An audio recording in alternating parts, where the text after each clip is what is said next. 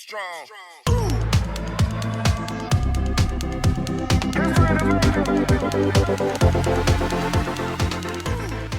Panel, the Studio X, Q, and A. A full hour of your questions being answered by R&D insiders and other people from within the building at Wizards of the Coast in Seattle. They're here joining us on stage to give you the answers that you crave, my friends. If you've got a question about the game, how it's made, anything else that's on your mind that you'd like answered by some of the people that are going to be joining us on stage, we've got Aaron Forsyth, we've got Elaine Chase, Video Cartagena, and Melissa DeTora all coming out on stage to answer your questions.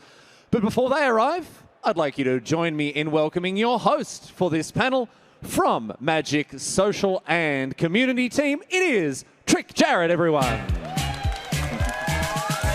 Hello, MagicCon. Welcome to this Studio X Q&A. Thank you for coming out. Before we bring the panelists out, I wanted to ask a couple of quick comments, go over a couple of things about how we're going to do things. Obviously, there's a lot of people who love Magic. We're excited. You all are excited to know more about how the game is made. When you come up and ask a question, there will be a microphone that will have a line. And please keep your questions concise. We want to avoid multi-episode encyclopedic questions, multi-chapters if possible. And also, we're going to do our best to answer your questions, but we're not the full company. We've got a great spread of people who work on making Magic, but we aren't everyone. So you may be asking a question, and we might just not be the right people to answer them. We're going to do our best. We're going to have some fun. And with that, let's have our friends from the Magic Studio X come on out to take your questions for the Studio X Q&A. We have Aaron Forsyth, VP of R&D. We have Elaine Chase, VP of Player Experience. We have Ovidio Cartagena, the Senior Art Director, and Melissa DeTora, Senior Game Designer. Thanks for being here. All right, so if you would like to ask questions, the mic is over here. Please line up behind the mic stand, and we will be happy to answer your questions. First up, step on up, give us your name, and ask your question. All right, what's up? I'm Frankster the Gangster. Nice to meet you guys. My question for y'all is, so for maybe about a year or two now, we've been reprinting a lot of cards, and a lot of cards we've seen have like gone down in value. Do we have a plan to like combat that, or are we just gonna let all the good cards just go to and then have actual good cards come up here? Well, Aaron, why don't we talk about the studio's thoughts on how products and product lines are made? Yeah, so we're trying to cater our products to a huge swath of folks. And we've realized that these eternal formats, Legacy, Modern, Commander, where people can use cards from all of Magic or most of Magic are a huge part of how the game is played, especially in tabletop. And we want to make sure that those game pieces are accessible to as many folks as possible. And at the same time, by putting those cards in products that we're selling now, whether through bonus sheets or just inserting them into the sets in other ways, or doing master sets or whatever, we can make sure that those frontlist products are relevant to players of all the different formats, and not just for standard and draft or whatever. But yeah, we have heard this feedback for sure, that there's some balance that we need to strike better of ease of access versus pride of ownership or whatever, where folks can feel like the cards they own are meaningful and are going to be worth what they paid for them or whatever. So we have an economy team that looks at that stuff all the time and has been turning some knobs and telling us, hey, let's try a little more here, a little less here. Obviously, we work really far in advance, like a couple years in advance, so things we learn today don't really get implemented immediately. They show up in products 18 months from now or something like that. So the feedback has definitely been heard. We're probably at a high point for doing this now, and in the future you'll see it toned down a little bit. All right. Yeah. Thank you so much. Yeah. Oh, yeah. Okay. Yep. Thank you. Next person, please go and step up to the mic and tell us your question. Hi, my name is Chris. My question has Get to closer do to with... the mic for us if you don't Hi, mind. my name is Chris. My question has to do with Standard. Right now, the health of Standard is incredibly poor, especially when you're talking about paper Magic. Before the pandemic, there was many people playing Standard both in person as well as on Arena. Right now, the only place you can find Standard is Arena. Why is used to be the flagship event is no longer found anywhere? What is Wizards doing about trying to help make Standard more appealing as well as just more widely played? Understood. Elaine, what would you like to say about that? Yeah, I think we'll probably kind of double answer this because you brought up very truthfully that there's two aspects to making sure a Standard is awesome. One of them is the format fun to play? And then the second one is, do I have an opportunity to play it, right? Like, how meaningful is it? So I'll hit the opportunity bit, and then I'll hand it back over to Aaron for the is it fun to play bit. First off, we believe that it is important to have a vibrant Standard as part of what makes Magic Magic, right? We did take a bit of a step back during the pandemic when you didn't have Friday Night Magic to go to every week, where we didn't have big events to go to every week. And there was, a lot more play of Commander and at home and things like that. So actually, tomorrow, Billy Jensen, our director of our play programs, is going to be doing a panel, and he's going to specifically talk about some things we're doing in the opportunity space to make sure Standard is meaningful and frequent everywhere from your local store up through competitive play opportunities. So I'm not going to scoop what he's talking about tomorrow, but I guarantee you'll hear more about both regular weekly Standard play in store and how we're infusing Standard into the competitive play, kind of premier play pyramid. Okay? Aaron? Is that That's dragon? a Shivan The dragon. dragon is roaring. You're right that the pandemic mattered a lot here in that I think the people that had a regular habit of playing Standard in person in stores, when the pandemic hit, that's the format that kind of the chain broke. Like your deck, once you came crawling out of the darkness back into the store when the quarantine was over, your deck wasn't legal anymore. Whereas your Commander deck was, your Modern deck was, you could just jump back in and restart. You probably started playing more on Arena during the pandemic, so that habit shifted fully over into that sphere. So it has been a tough nut to crack for us of how to kind of restart that activity when people are starting from nothing. They don't have a deck. They don't have, they've changed their behaviors, et cetera, et cetera. The stores have started running different things. So we are going to put some of these programs in place, try to incentivize it. We did not rotate this year. Like, that was a big change. The metagame at Worlds right now, using this new 3-year Standard, looks pretty good to me. I'm very excited how that's turning out. And we actually saw this past weekend, when we look at our organized play numbers, that more Standards was played last weekend with the Wilds of Eldraine release than any week for the past several years since we switched over to Event Link. So that change is meaningful. We think players like it, especially tabletop players, and that's just kind of the first step. And like she said, Billy's going to talk more tomorrow about the rest of the plan. But there is a plan, and you'll hear more about it shortly. Thank you very much. Thank you. Hello. How you doing? Zach Clark from the Eternal Durdles podcast. The question I have is really more based on the next generation of game designers. And Magic is ostensibly a very analog game, and a lot of resources are out there for digital game designers. But if you're a guy like me who doesn't have much of a computer programming background, what is Wizards doing to kind of cultivate a more analog game designer career path? A more analog game designer Career path. Career path. Well, I mean, I would say within the building, like, the vast majority of our designers consider themselves primarily analog game designers. Most of the company can work hybrid, work remote. Since the pandemic, we've adopted that work style, but our game design teams are dedicated in the office all the time because we know just how much sitting around the table, physically manipulating the cards, is important. We have good online play testing tools. When we have to use them, we can test remotely and all that other stuff. But how you process information is very different in a physical space where you don't have tool tips or a mouse over or a tutorial at your hand. So we have to make things work well for people playing without all the digital accoutrement that you're used to from all the awesome video games that are out there now, including Arena. So we're hiring folks that want to work physically, that want to work in the analog space, and all of the work that they're doing has to work. Almost, I'd say 98% of the work we do is analog first, and that gets translated to digital. We do some stuff for Alchemy and whatnot on Arena, but that just basically is how we think of the game as we make it. It is I'd say a purely analog experience. Like, Melissa can speak more to just how we play or whatever that speaks to the physicality of how we treat the game. Yeah, we just play in real life all the time. We're in the office most of the week. We build decks out of paper cards.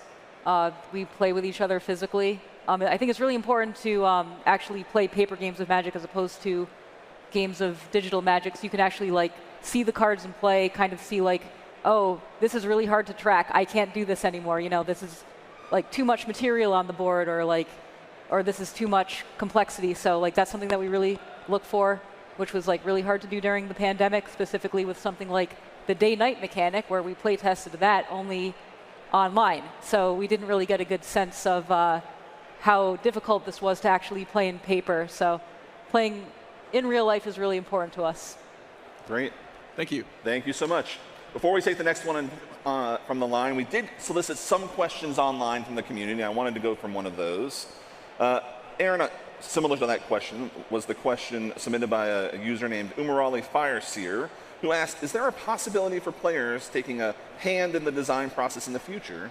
If so, to what degree? So we do that a little bit. It's really difficult for us to do some kind of open submission web form or Discord thing because there's a lot of legal hoops to jump through for who owns what that's been submitted, and the time commitment of trying to dig through hundreds or thousands of submissions like that is often not as fruitful as time we could just spend doing the design work within our own team. We like running certain promotions or things like that, if we make a you make the card kind of thing or whatever, but oftentimes we'll bring in some folks as contractors. Like we brought in Sheldon Menery, who you'll be hearing more about tomorrow, I think, to come in and work on a commander set for us. We brought in some ex-pro players like Brad Nelson to come do some work on Modern Horizons 2 when I was leading that set. So, whereas I don't think we're going to let the bulk of the universe contribute to a product, if there are good thinkers that stand out, that want to contribute, we will find ways to engage those specific individuals and have them help out. We just did a play test at the last MagicCon with the Commander Advisory Group on a set of Commander decks that won't be out for another year, and they gave us some really good input there too. So we do try to get the community involved and get their input, but any kind of large scale activity is going to be really hard to pull off. All right, thank you. Next in line, step on up, ask your question, please. Hi, everybody. We've seen a big expansion in the Universes Beyond content. I just wanted to ask, is it more or less challenging to work outside the normal Magic universe for you guys? I couldn't hear that. Was it more or less challenging? To work on the Universes Beyond outside of the normal magical world. Why don't we start with Ovidio? Yeah, absolutely. What? Is it more or what? More or less challenging to work on UB than Magic? It depends. Creating a Magic card is a very complex task with many, many, many moving parts. There are parts that are easier, right? Like Gandalf almost writes himself, almost paints himself, but there's a lot of other things you need to fulfill, right? Like you need to fulfill fan expectations, even though we're working off of books. You think of something like the very first stuff we did, the Godzilla stuff, lots of rounds for accuracy, right? Like Toho thinks of these characters as characters, right? And giving that approach to artists and thinking of them as individuals with individual features and not just, oh, this is a lizard and this is a moth and so on. It was a tough shift from the way we normally do things when we do direct a creature. So I'll say it's both are very complicated, but some parts are easier in each, and some parts are harder. Thank you. You're welcome. Thank you.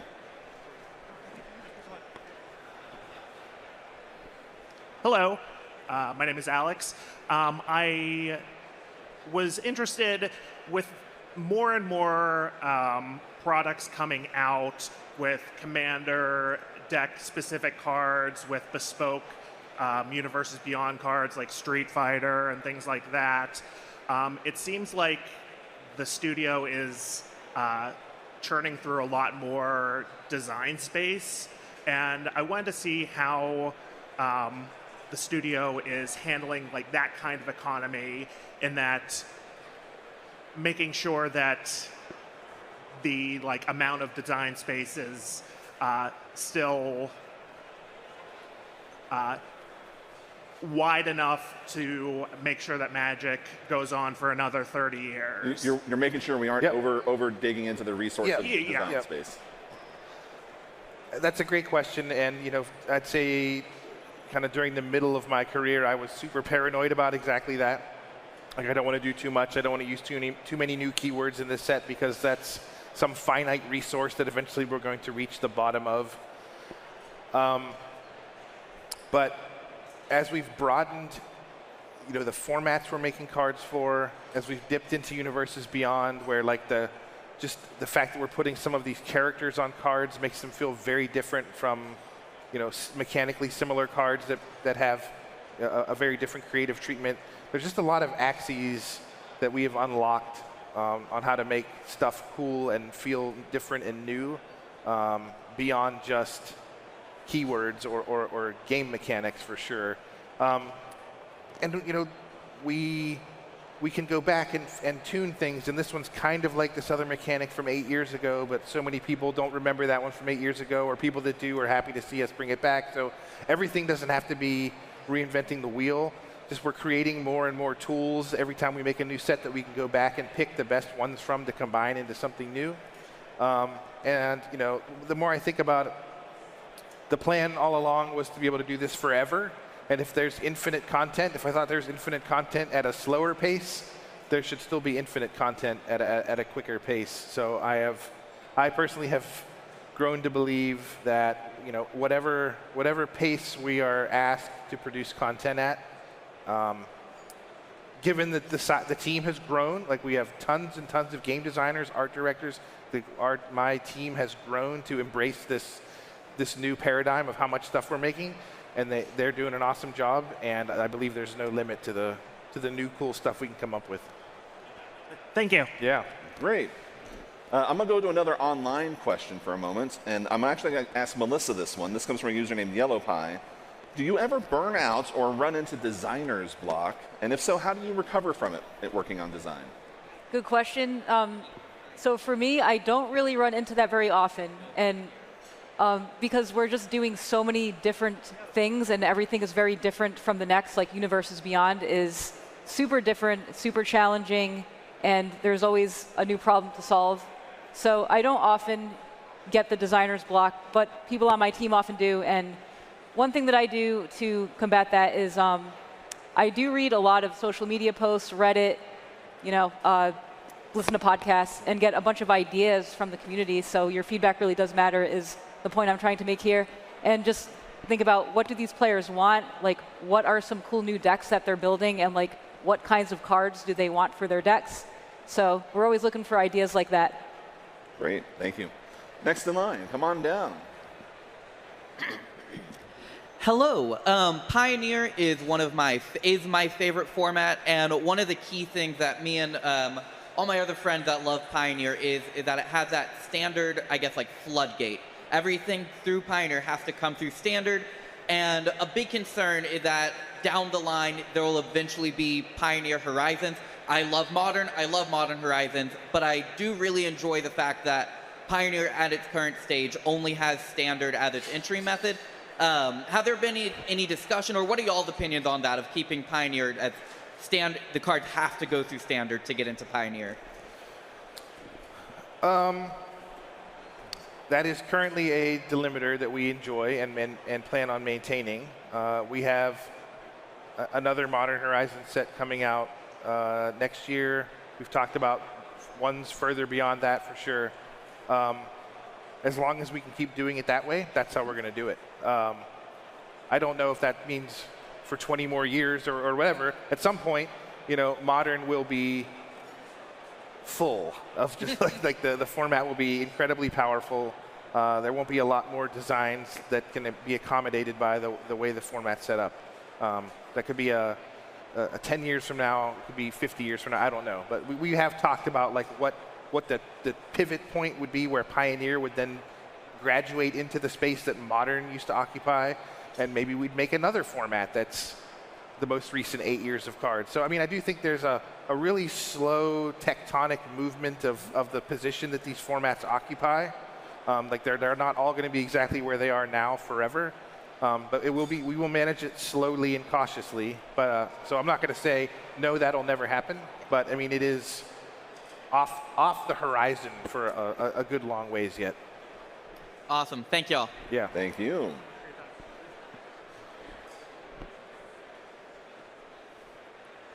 Howdy, I'm William. I'm just asking, with standard moving to 3 years, does that change design in any way? So Aaron, do you want to start with that one? It does. It did not for WoW because we hadn't made the decision at the time when WoW was being finished. But WoW has actually turned out pretty well, given that that was not the target we were aiming at when we were putting it through play design. But yes, it does. There's a lot more pieces to interact with, and so we are trying to have the newer sets we're developing create more new decks as opposed to trying to add too much to decks that are already good. So it gives us a lot more room to try out new things, and we're hoping that if we put enough new seeds out there, that some of them will be competitive with the stuff that already exists. But it's generally the same shape. It's not like an Eternal format where we're hoping for a card or two to matter. We still think large numbers of cards from each set are going to matter in Standard when it's 3 years. But it has proven we did have to change our process slightly. Okay.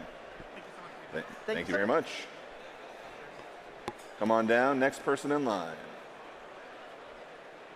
Hi there, my name is Jacob. As the father of 2 young kids, I was just wondering about like the efforts or plans to kind of cater more towards the younger generation. My house is full of Paw Patrol and Bluey at the moment, so there's not much interest in the Magic at the moment, but as they get older, trying to introduce that to them or incorporate more of those interests. I can jump in a little bit for kind of play opportunities. Yeah. I hope you've had the opportunity to walk around MagicCon, and I hope you've seen some youngins running around. In fact, my favorite picture I've taken all weekend was a family that had a child they were holding up to the dragon and in awe because the dragon's pretty great. Of course, the dragon then roared, and the kid was like, but it's all fine. So one of the things we're trying to do here as kind of a first step, right, is be able to help encourage cross-generational play and make sure that all of us who are older and love Magic have a way to share it with our kids and bring them in. We've got a great program through Magic Kids who helps get things out to teach people how to play Magic, and specifically younger. And one of the things that my team is going to be looking at over the next year or so is how do we find more ways to put Magic in places where kids are. Like schools and libraries and things like that, because we also would love to see a vibrancy of a younger generation coming in enjoying Magic. I played Magic with my daughter.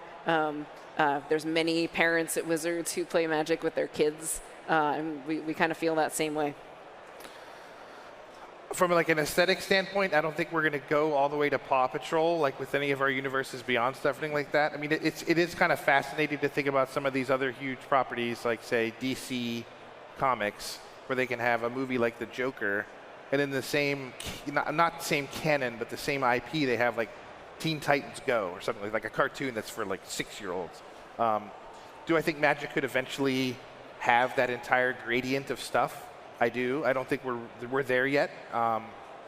We are doing a lot of work now for a product that we're hoping to release next year that is like the best onboarding, best teaching, best like foundational way to play Magic that we're hoping will work for, I'm not going to say, 5 or 6 year olds by any means, but the youngest audience we've ever tried to reach out to, the most newest audience we've ever tried to reach out to. So we are thinking about that, like growing the audience that way. And maybe, farther into the future, there will be some kids' expression of either the product or the IP or something, but that's still probably a ways off for us.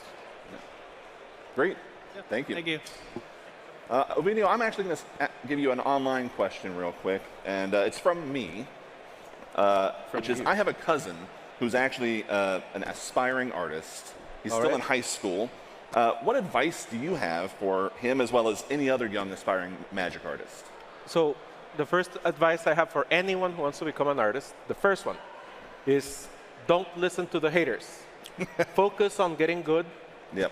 The road to getting good is different for everyone because everyone has different talents, different interests, different obsessions. Seek several advisors. Always have a group of people that advise you, artists and non-artists. That being said, be ready to be alone a lot of time. Making art is about sitting down or standing up and just holding that stylus, that brush, that pen, whatever you need to master it. And mastering it takes hours and hours and hours, and you have to be ready. Because it gets lonely, right? It gets lonely, and some friendships suffer, some relationships. So you need to learn how to manage that. That's very important. And then when you're on the other side, don't be afraid to come and show the work to someone who can hire you. That's great. Thank you. All right, next in line, please step up. Hello, my name is Phil, also of the Eternal Durdles podcast. I'm going to give a shout to the Legacy community. The Legacy community, or the Legacy format rather, is the one format where cards from the Commander products can also be played in 1v1. And I was wondering what the knobs are, essentially what's the process that goes on, if any, that balances cards that are played in 4-player versus cards that are played in 1v1, such as things like initiative and things like that, and the mechanics of designing for something where you expect it to survive 3 combat steps versus only a single turn cycle. What are the knobs that balance both Commander versus 1v1 for specifically Legacy, but in general as well? Aaron, you want to start this one? I think this is one for Melissa. Yeah. Start us off. Yeah, I can probably take this one. So first and foremost, these cards that are Commander legal are for Commander. And generally, it's okay if they hit Legacy, but that's not the goal. So some things that we do to make sure that things are balanced in Legacy is first, we do have Legacy experts in the building come in and do a pass with the set and let us know, hey, if there's something up. And if there is, maybe that's fine. Maybe it's a cool card that'll add a lot of like fun spice to Legacy. Other things that we think about are like we actually like take into consideration things like each opponent versus target opponent, because sometimes each opponent scales tremendously in Commander and it's like inappropriate, so like there are knobs like that we look at all the time. And another thing is Commander cards are often played in cubes as well. So we do think about these cards in terms of like, hey, what if we want to put this in Magic Online on the Vintage Cube? Is this appropriate in that sense? And Casual Constructed is usually played 1v1. So these are things that our team is thinking about all the time of like how to balance Commander versus 60 card. Yeah, I'll just chime in and say, I think you brought up the initiative. That was one I don't think we had our heads around for 1v1 Legacy. Like, I just don't think that was on our radar as how that was going to play out. Like, we had thought about other cards in that product, like Minsk and Boo, I think, is really powerful with a pretty cool card, and we had understood that was going to probably be good enough to show up in older formats. But yeah, I mean, sometimes, when you're not thinking about a problem, you don't think you need to solve it, and how Initiative played out beyond the Commander draft format of Baldur's Gate, and then how it would be used building actual Commander decks, I think that one just slipped by us, honestly. I just want to say we greatly appreciate all the work that you do. Thank you so much. Thank you very much. Come on down next in line. Hey, how's it going? My question is kind of regarding going towards other IPs and everything like that. Is there, kind of you touched on it before by saying you wouldn't kind of go down the Paw Patrol route, things like that. Is there any IPs that you guys are really trying or looking forward to working on or would really love to work on?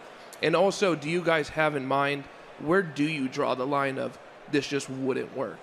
Well, for the first half, I want to compliment you on trying to get us to leak future deals. 100%. But we're not going to answer that part. Would anyone like to tackle the second part about what sort of stuff we look for? Like, where's the line of something we don't think is a good Where's fit the line for Magic? yeah. For what feels like for Magic? UB, yeah. Oh, listen. I'm an artist, so I draw the line, right? Literally. I think there's several angles you can take.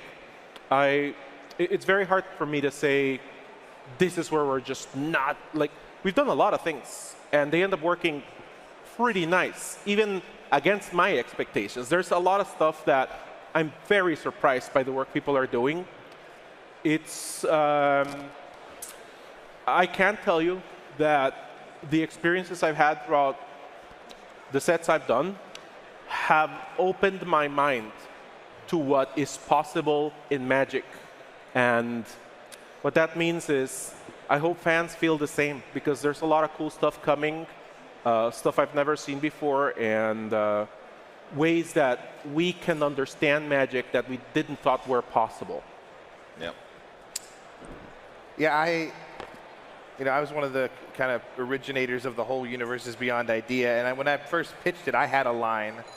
And since then, we have made things that were past my line because other people talked me into it, or were really passionate about doing it. So the line is not a hard one. I think if there's a case to be made for, no, this can be really fun, this will work out, we'll try it. Like, I don't know that any of us thought we'd be putting Jeff Goldblum on a Magic card back when we started, and then we showed it off yesterday, and the audience loved it. So it's like, okay, we're onto something here. There's something cool here.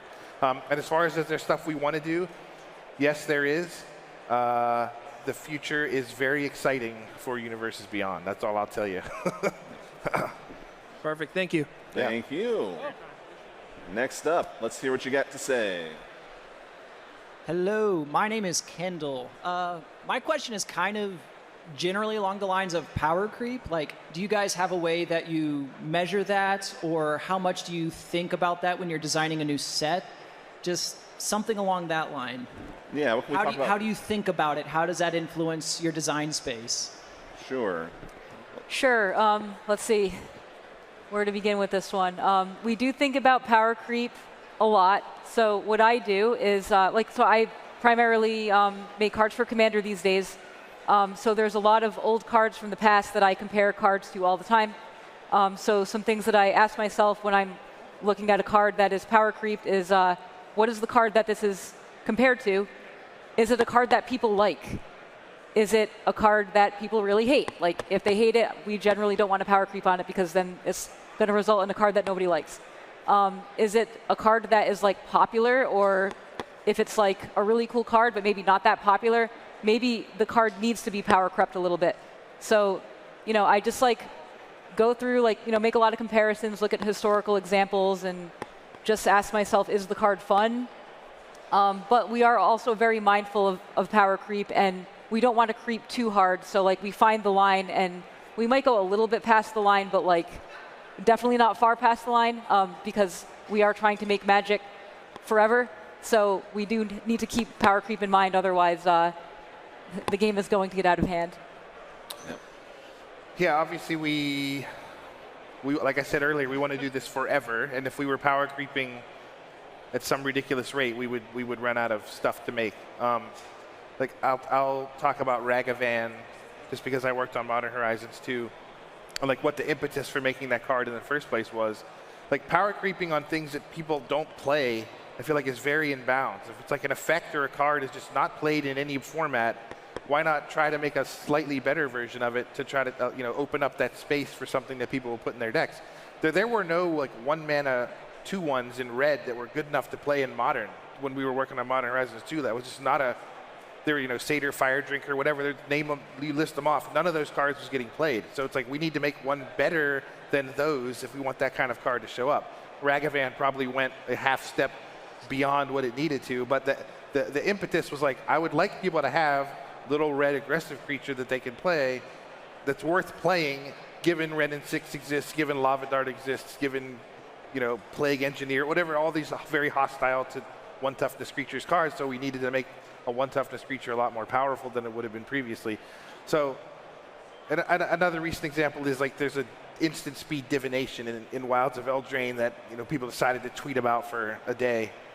Like divination, I think showed up in one good standard deck once in its entire existence, and we've printed it a dozen times. So I think we have made other versions of divination that's better. So I think an instant speed one is very in bounds. Like we would like to get this effect good enough to consider people playing it in constructed. And so that's one way to turn it. I even think like we will go back and we will print divination again at some point in the future. Old divination, sorcery speed divination. That space is not closed off forever. But we're just hoping to try to turn the knob so that thing that wasn't good enough is now good enough. I think it's worthy of complaint when it's like, this card was already amazing and you made a better version of it. Like that is certainly something we try not to do or really, that's never our goal, because we'd rather expand what you can do in Magic where there is some power creep that contracts what you can do in Magic because it invalidates tons and tons of stuff. We want to open up more things you can do by taking things that weren't quite good enough and making good enough versions of those things. That was awesome answer on both accounts. Thank you. Thank you very much. Come on up. How you guys doing? My name is Derek. I'm from Florida. I just wanted to give a shout out to Mike and Sally at the Dragon's Lair. And I actually have a really fun question for everyone on the panel, because I know you guys have been on the panel for a collective experience for a long time.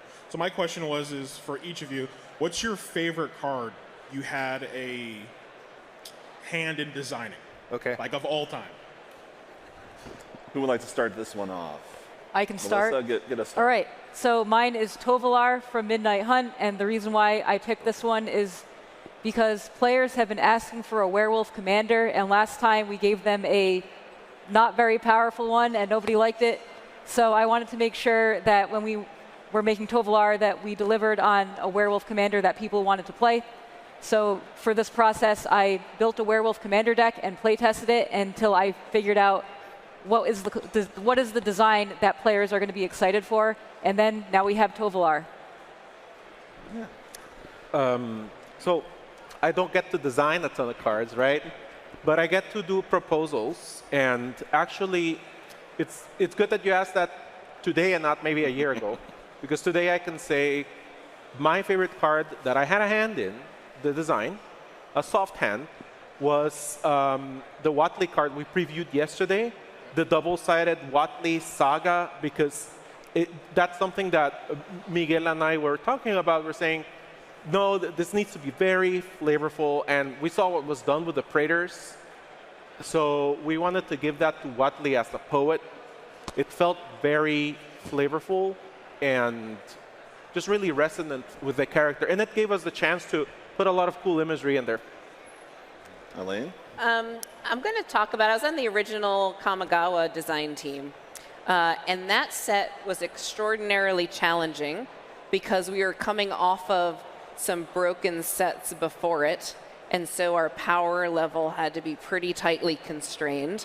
And the whole concept of it was something that was very different for the time. Like, we based it around this storytelling with legends, and Commander didn't exist.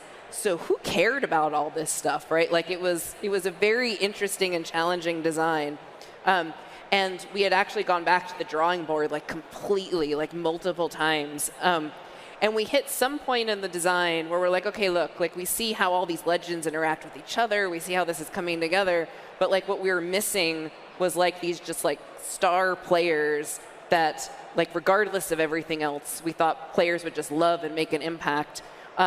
And so we locked ourselves in a room, and in one day, we designed the 5 dragons. Like, we just locked ourselves in a room, and we're like, this is it. This is the thing that's going to lock. We're going to make we're going to make dragons, one for each color. And like, literally, we did that in a day, and we tested them and everything. But like, we locked ourselves in a room to do that. And looking back, and like what that set and those dragons in particular became, for Magic and players, that's something I'm really proud of. I love Yosei. What a mean card.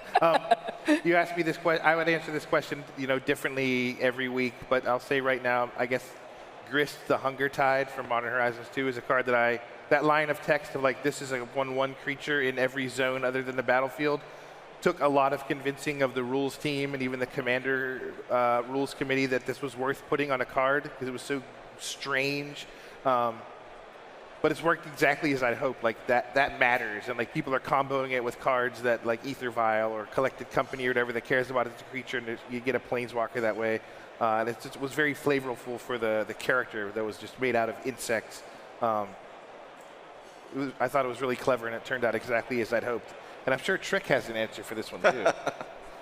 I appreciate your recognition of the 2 cards I have credit for over my time at Wizards of the Coast. My answer would be Alpine Guide from Modern Horizons, which the fun story I have is that card was a card that I tried to get made for like 6 years. It was just one I kept submitting and throwing in there as Trick's Goblin. And Ethan Fleischer took a liking to the idea, and it was originally in as Trick's Goblin. He put it in there, and then Studio messed around with it and changed it to Trick's Consolation Prize when they tweaked the card away from my original design. And then it was Trick's Parking Ticket. And it kept going through these iterations of names until it stopped being a goblin altogether and ended up becoming the Alpine Guide in Modern Horizons. So, yes, thank you so much for the question. Enjoy the rest of the weekend. Thank you, guys. Thank you. Come on up. Hey, everyone. I've been playing Magic for a long time. Specifically, I played Modern, and with that, I've seen a lot of bannings over the years. But one thing I haven't seen as much is unbannings. So I was wondering if you could just talk a little bit about the thought process or the discussion that goes into unbanning cards in various formats. Yeah, Aaron, why don't you talk about some bannings and unbannings? Yeah, we talk about this a lot. Like we went round and round on a bunch of stuff when we landed on, what was it, Preordained that came off the list just this last time. Of just like risk reward. And we know players would like, some of their old toys back. Totally get the desire for that, especially as the format has gotten more powerful. Like some of this stuff has to be okay, right? But we're in a weird. It's kind of a weird devil's deal where it's like, okay, we could either unban Punishing Fire. I'll use that as an example. It's when we talk about a lot. We can unban Punishing Fire, and it won't matter because it won't be good enough. Or we can unban it, and it's going to be good and miserable the same way it was miserable the first time. Like, what is the victory condition here that we're trying to land on? Splinter Twin is one that I've got a guy who tweets at me every single day of his life to unban. It's day 275 of me asking for Splinter Twin to be unbanned. I mean, I imagine someday we'll get around to that and have that discussion in earnest and figure out that, like, okay, the format's changed so much that this is okay now. But it's often like if something's wrong with the format, we want to address what's actually wrong with it, and that's usually a particular card that we just printed, or a deck that has just come out of the woodwork and is something that needs addressed, or the format's fine, and we don't want to risk like polluting it with some old problem that we knew we had to deal with the first time around. I think we're probably a little too conservative. There's probably some more cards with, I don't know, artifact lands or there's a couple other ones that are at the top of people's lists. Like we do have a list and we stack rank how safe we think they are. So I'd say that we'll probably pick it up a little bit in the next couple of years. There's not going to be any kind of let's open the floodgates and bring back Birthing Pod and all of the nonsense from a few years ago. But here and there, we'll look for some more spots to do that stuff. All right, thank you so much. I'm going to take another question from the online, and this one will go from Melissa, which is, Commander is the largest of Magic's casual formats, but what other casual formats or ways of playing do Studio X design for or think about? What other casual formats do you think about? All right, so we design for Limited. That's like one of the major formats we design for. And that's actually like an experience that most casual players have. Like they might go to their local store, buy 10 packs or something, open those up, build a deck. Or maybe go to a store, buy a couple of packs, add them to their existing deck. So I think most players interact with Magic in that way, where they're only like buying a handful of packs, maybe a booster box, and building a casual deck out of that. So when we play test limited and we balance limited, if the limited experience is very fun, then that kind of translates to the casual experience. So yeah, so I guess what I'm saying is limited is like a really important part of balancing for casual, and we try to make sure limited is fun. So this way the 60-card casual kitchen table player will have a good experience if they interact with the set. Awesome, thank you. Next in line, go ahead and step forward. Hello, I have a question about switching to the one set model. The first article that Mark wrote for the year in review that addressed that said that some of the concerns were the lack of cohesion and overlap across the sets, and that was a lesson learned that you'd be working on. And with how far you work in advance on sets, where do you feel you are in that, and about like how much sooner before we see a stronger cohesion across sets? Yeah, we are definitely very far in one direction on that right now, where each set is as different as possible almost as it can be from the set before and the set after it, both mechanically and flavorfully. And we have had some conversations recently about it's probably too far, right? People get invested in a certain type of deck, or a new mechanic comes out and they wish there was more coming that could help flesh that out. A good example would be Rosewater and I just talked last week about, wouldn't it have been great to have some more toxic creatures in March of the Machine to follow up on Phyrexia.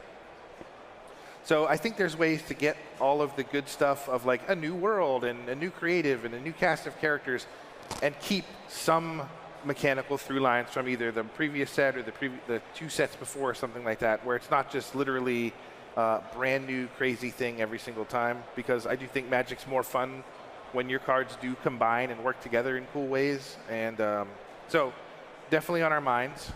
You'll see a little bit of that stuff happening, I'd say, in the next year or so, as we've learned the lessons from doing it this way over the past year. But yeah, I think we're too far, and we can find a better middle ground. Thank you. Thank you very much.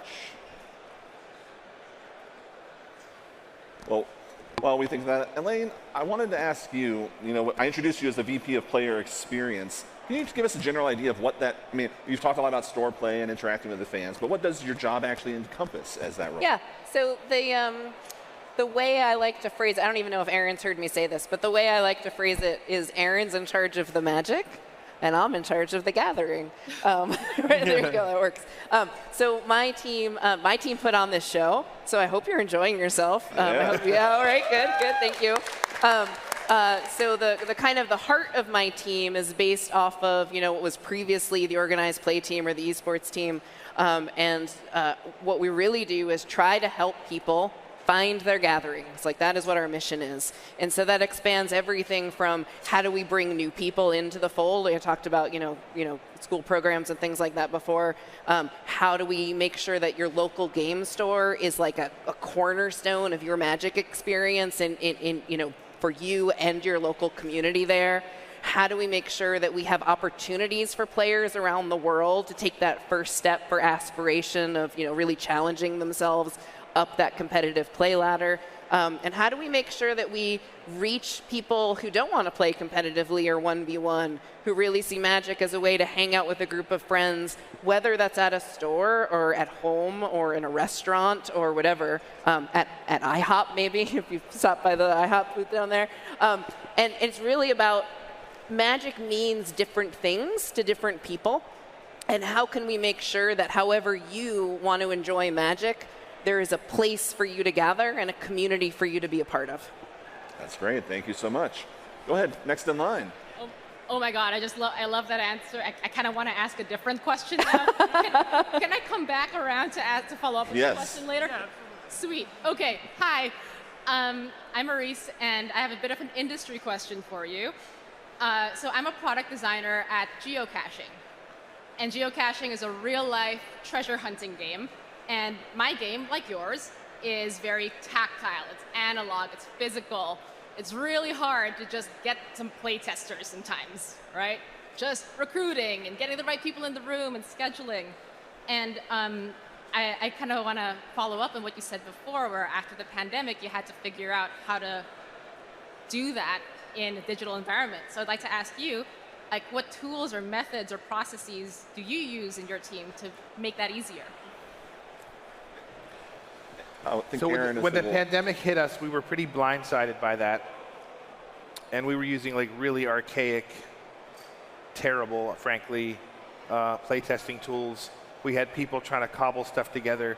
One of our intrepid game designers, a fellow named Yanni Skolnick, built a way to draft using Excel macros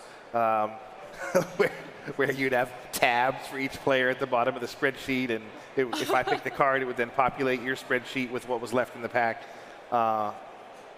We have since built a very robust simulator of tabletop Magic that we use, that can do all of the card mechanics. You can import files directly from our database and whatnot.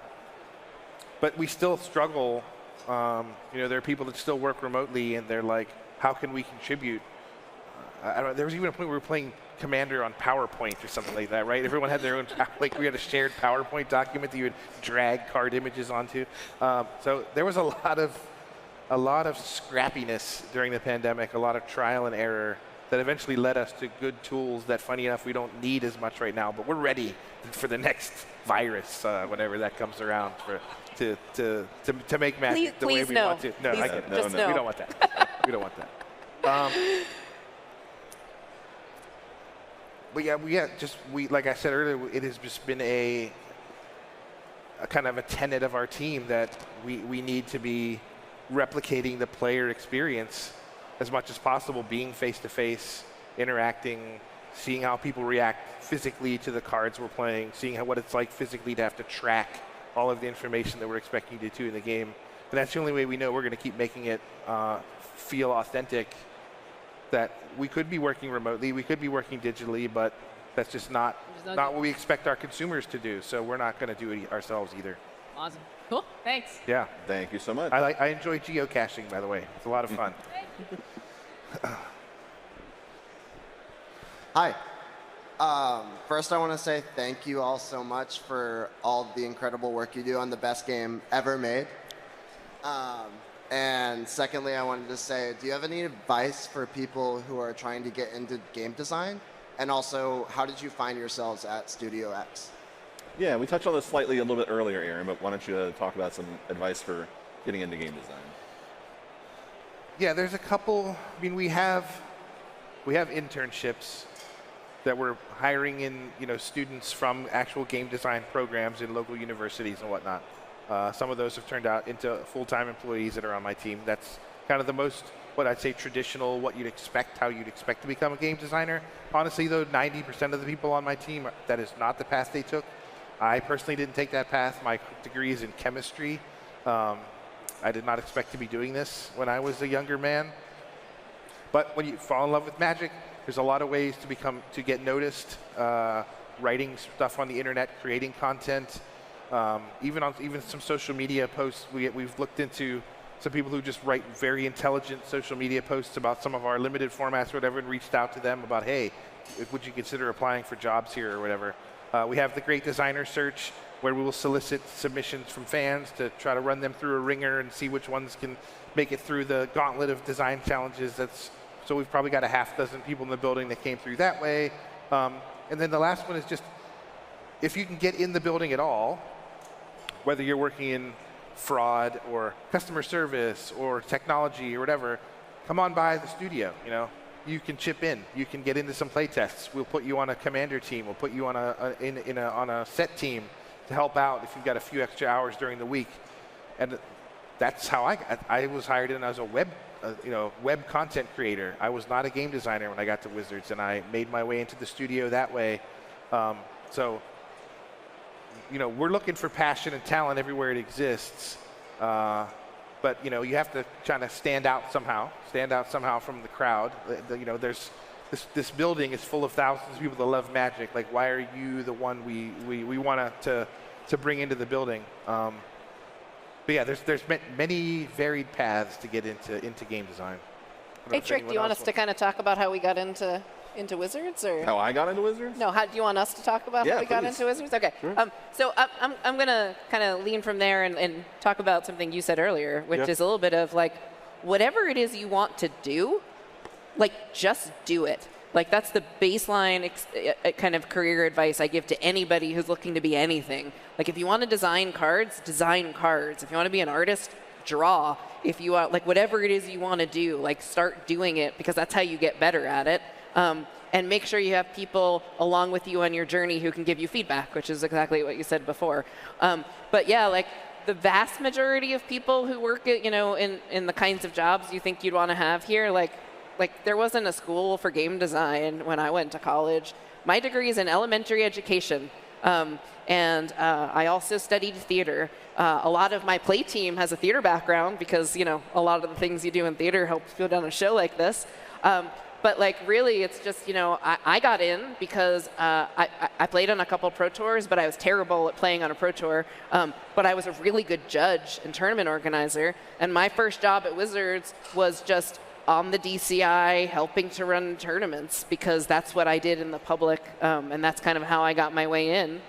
And I leveraged that into playing in the Future League and being able to contribute that way. And that let me move onto the R&D team, right? And so like that kind of pathway, as Aaron said, is really typical and normal. Yeah, so that's a lot of the same advice I have. But one of the artists, Eric Wilkerson, told me something. He said, I didn't get noticed until I did a painting for myself. So he did something, he was making stuff he loved for his own person. And of course, this is a great talented person. So, but that passion that you put into the thing, people are gonna see it. Just make sure that you put it out there so that others are able to see what you're doing. I got into Wizards as a digital artist. And I worked with the great Jess Lanzillo, who helped me out. And eventually, I got into art direction. And I'm very grateful. I'm very happy. But it's important that you are seen, and that you, whatever you're doing, you do it with passion. And the best way to get started is to do something that you see, that you haven't seen, that you would love to see made in the world. And then getting the right people to look at it. Melissa? So I got to Wizards through the Pro Tour, which I think is the hardest way to get hired at Wizards. And I didn't know a thing about game design, but I knew how to build Magic decks. I was good at power level evaluation, and I had Magic play skill. So that's how they gave me a shot. It's, again, very hard, but it's possible. So if you are a Pro Tour player who is looking to get into Wizards, what I recommend is learn how to talk about cards, learn how to communicate really well, and play lots of Magic and build lots of decks and just keep at it. And we have recruiters go to Pro Tours to talk to players if they're interested. And that's it. That's about it. That's how I got in. And it's important to say that we're just 5 people on this stage. Wizards is hundreds of people who all have different journeys, all have different stories. Like, very few people get to Wizards through the same path as the person before them or next to them. So we look forward to anyone who's interested and excited in helping make Magic better.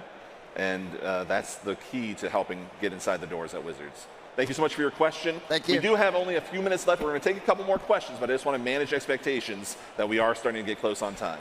Perfect. Okay, my question is, what is your favorite thing that you've done that you feel has improved the Magic experience? Favorite thing that you've done that has improved the Magic experience? I'll jump in. Elaine, please. Friday Night Magic is modeled after how I played Magic before I joined Wizards. I am not the only person who contributed to bringing Friday Night Magic to life, but it is that's what it's based on. I'm so glad that so many people love Magic and can play it the way I did. That's a pretty strong one. Yeah. Anyone else want to share their favorite? I think for me, it's a commitment to what I call resonance of design, where we're designing to bring concepts to life as opposed to just coming up with what's the most interesting rules text from moving cards around zones or whatever, but like I want to make a card that feels like a giant hornet, so that's the words I'm going to write. Like that was not how cards were designed when I got here, and that just felt very wrong to me. That like I want my cards to be things and feel like things, not just be math problems. You can see, I think the first Zendikar, the first Innistrad, Magic 2010, and Universes Beyond is just another outgrowth of wanting to do this as much as possible. Just make the cards feel like the things that they represent. Work really closely with the creative team when we're doing design and come up with a holistic thing. So that's my favorite. Over here, Melissa, you have quick ones to add to that? So mine is I helped change the process in how we design cards for Commander. I think it resulted in a lot of excellent Commander cards, like really cool decks. So, yep, that's what I'm proud of. Great. I'm just really proud of the efforts in the world building team. We've made a lot of strides in representation and inclusivity. There's so many names that have done great work. Some of them sitting here today, and I've been a part of that. And I'm just very proud to help make the game welcoming for more and more people every day. And there's a lot of awesome stuff coming, and I hope you keep an eye out for it. Great. Thank you. Thank you. We'll take one more question, and then we're going to wrap this panel up. So step on up. Hey, as designers, I'd like to ask you guys, what would you like to see, or where would you like to see Magic in 5 to 10 years? Is there any changes or just anything in the game that you want to see in that time? Melissa, do you have a thought on 5 years? What you'd like to see? Off the top of my head, no, but maybe I'll take a minute to think about it. How about you, Aaron? I mean, obviously, we're just trying to get more and more people engaged and involved and wanting to try it out without sacrificing why it got here in the first place. So, we know the game's deep and robust and hard in very fulfilling ways and complicated in ways that really tickle the brain. So we don't want to throw any of that out as we try to expand who wants to try this, or whatever the stigma is about why you didn't want to get into Magic. Can we remove that and break down some of those barriers? So that's just kind of the constant quest of like, I know this game would appeal to even more people if they just gave it a chance. What do we need to do to get them to do that? So that's always front of mind for me. Yeah, at the end of the day, for me, it's really about more players playing more Magic, right? Like that's just it, right? For me, I mean, Magic is such a fundamental part of who I am and what I do. But the way I experience Magic isn't the way everyone experiences Magic. And what we're really striving to do is make sure there's a way into Magic for more and more people and more different kinds of people and different kinds of experiences, and make sure that they get anchored with a community that's supportive and welcoming, that allows them to enjoy Magic the way they want it to be and be their authentic selves and make Magic a cornerstone of who they are, right? Whatever that is. It's all about the gathering. All about the gathering. Thank you all so much for coming out. Thank you to the panelists. Thank you for answering questions. Thank you to the question askers. And thank you all for attending MagicCon Las Vegas. We hope you all have a wonderful weekend. In 30 minutes, this stage will play host to the cosplay contest, including the grand finals of our cosplay contest from our MagicCon so far. Hey, thanks for watching. Don't forget to like and subscribe. Check out this other video. You'll probably like it.